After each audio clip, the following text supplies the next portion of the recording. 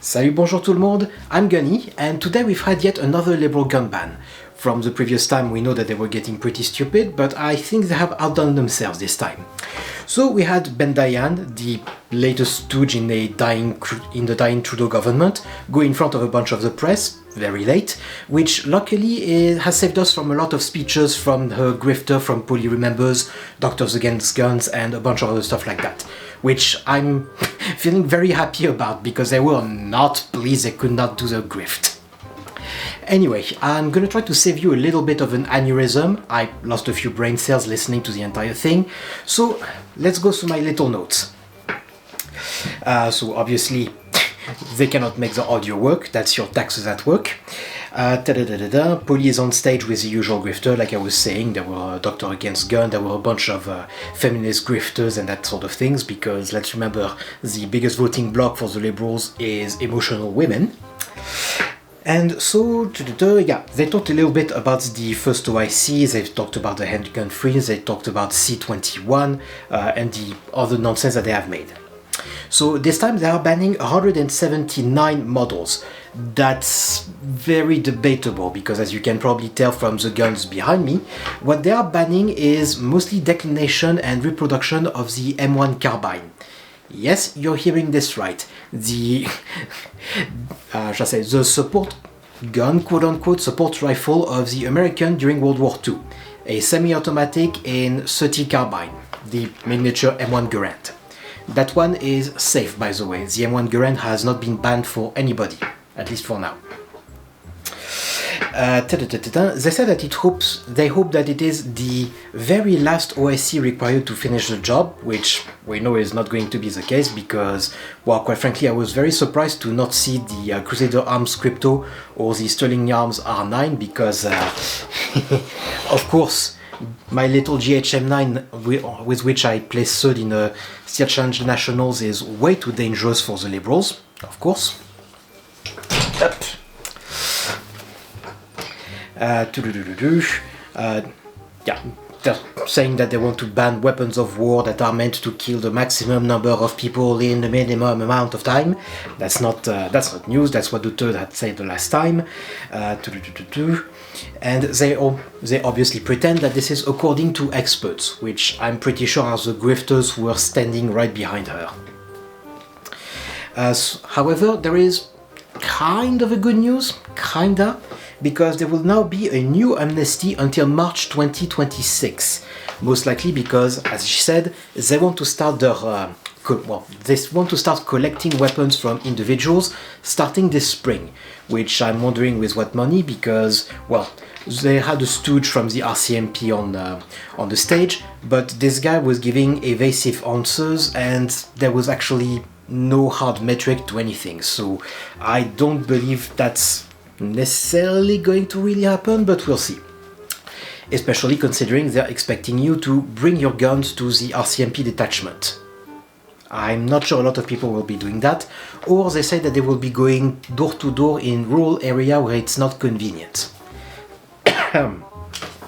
So, obviously, they used the illegal shootings that happened in Canada, a bunch of which with illegal guns that they didn't acquire legally anyway, so I don't see the point.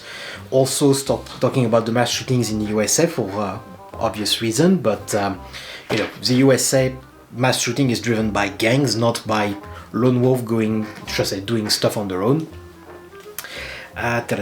She lied about a decline in violent crime. It has not declined, it has gone up drastically. And the other thing is, you can see a bunch of the guns behind me that were actually banned. We have Smith & Wesson M1940, if I remember correctly.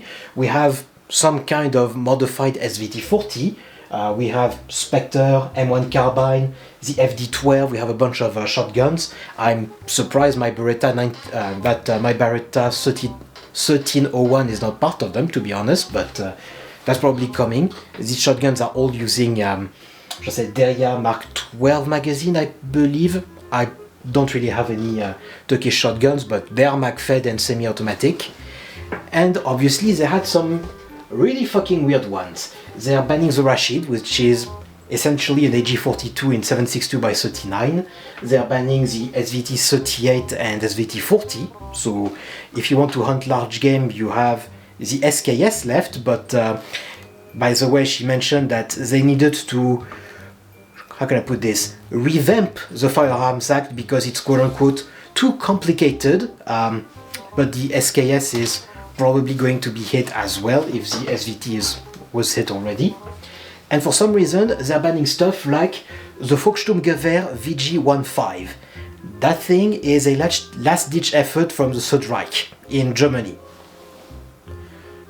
A bunch of this stuff in this list was already banned, so I really do not. Well, they wanted to say that they were doing something, but if you were to just remove all of the declination from SVT40 and M1 carbine, or just group them as one, you would probably get under 50 models in all reality. So that's probably why they're making so many declinations. They were saying that they have already received thousands of guns from businesses, which press X to doubt. 7,500 from businesses, yes. She talked about, the Winnipeg police stabbing gun owners in the back by saying that they would participate in the collection. And she also pretends that 19,000 models are still available for hunting and sport shooting. Yeah, here's a little problem with that. Almost none of these are actually centerfire semi-automatic. Pretty sure they banned almost all of them. I can actually think of only two that are not banned, the Sterling Arms R9 and the Crusader Arms Crypto. That's the two that I can think of on top of my head. And we know also that Poly has already been, that some meetings of Poly have already leaked when they're all giddy at the idea of now concentrating on the terrifying sniper rifles. So we know this is not over, not by a long shot. Saying new regulation from expert panel. We know that the expert panel is the grifter behind them, which are all anti-gun. There is not a single organization or pro-gun movement inside of that panel. Targeting the SKS, like I was saying. Technically, the little bugger is still legal, at least for now, but like I was saying, this is an internal magazine of 10 rounds, and they have literally banned guns with, like the Rashid, an internal magazine, or technically quote-unquote detachable, I guess, very loosely, of 10 rounds. Well, even though in the case of the SKS, if you don't know, in Canada, we need to have this little thingy inside that limits the follower to 5, or they put a pin inside of the magazine shell, essentially. So that's the SKS is almost certainly being targeted in some way, shape, or form. They want something that is a little bit more important and actually targeting the crypto and the R9.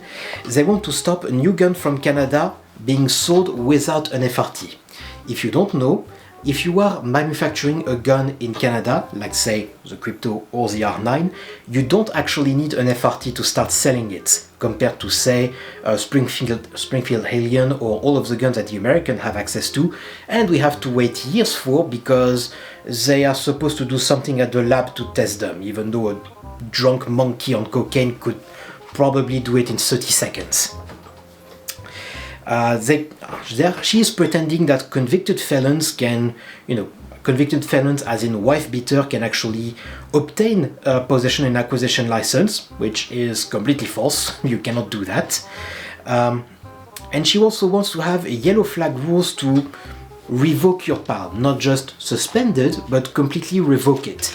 If a judge, if one of the activists that pretend to be judges are finding quote-unquote evidence or reasons to do so. They, of course, she's going again, me woman, me feminicide, and so on and so forth. And obviously, it's also a question of we invoke public safety, so we can do whatever the fuck we want. We headed into the question session, which she was very disappointed about because she really wanted the grifter lined up behind her to make their own speeches, but they were 40 minutes late or whatever. Yeah, the journalists were asking why the compensation to individuals are so late. She, for some reason, decided to answer that, oh, we started in December. December was for businesses, not individuals, and I do not believe, like she said, that she has gotten 80% of the guns that they were expecting from businesses. I don't believe a word of that. Somebody obviously was asking why, there is the SKS, which is, like she was saying, a military rifle initially that is now used by civilian because that shit is outdated. And that's where she said that she wants to, well, that's where she reiterated, I should say, that they want to reevaluate the Firearms Act in order to, well, make everything be it the SKS, shotguns, Mosin the guns, probably everything would be banned under that because, well, just looking at the guns in front of me, well, the X95 is already banned. I'm pretty sure the 1301 is going to be adopted by some military in some way, shape or form. The Lee Enfield and the Mosin Nagant are also used to be military rifle, though not lever action, the bolt action. So that means with that rule of anything that used to be military is bannable, well, that means that you can buy literally, well, you can buy probably 80% of the firearms in Canada, just because it's either from or based on an action used by some military. At the question about OIC, she's saying that hopefully there won't be any more OICs, which I don't believe so, because they're certainly not going to leave the R9 and the crypto alone for very long. That might be why she's extending to March 2026 to try to find a reason in some way, shape or form. She pretends that there is, large support in favor of the gun bans, even though many polls have come out, even in the mainstream media, and the polls are, I think, at least 60% against, or saying that there's already enough. As to how the firearms would be returned, that's where the stooge of Bay Yantan, the bitch on the stage, was saying that you would have to bring your firearms to a RCMP detachment, which show up with firearms, and you'll see how you're being treated. Ben Dayan, that was her name, once again tried to push for her grifter to speak, but the organizer or the guy in charge of the room essentially told her, no, fuck off, we don't have the time, you should have checked your system early. And that was actually the best part of the show, because, well, they were all visibly very unhappy of not being able to do their grift.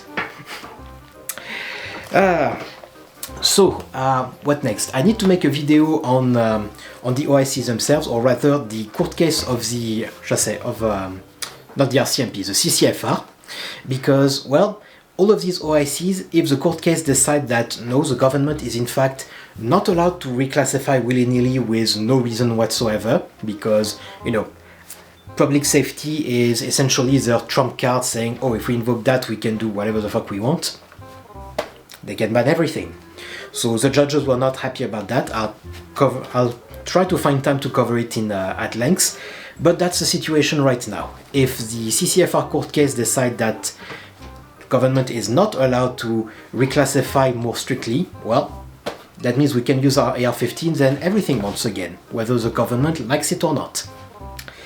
Anyway, that's the status essentially for that little meeting, or that little presentation. I hope I'll see you in the next video. And now I have to get really, really, really drunk. Salut, bonsoir.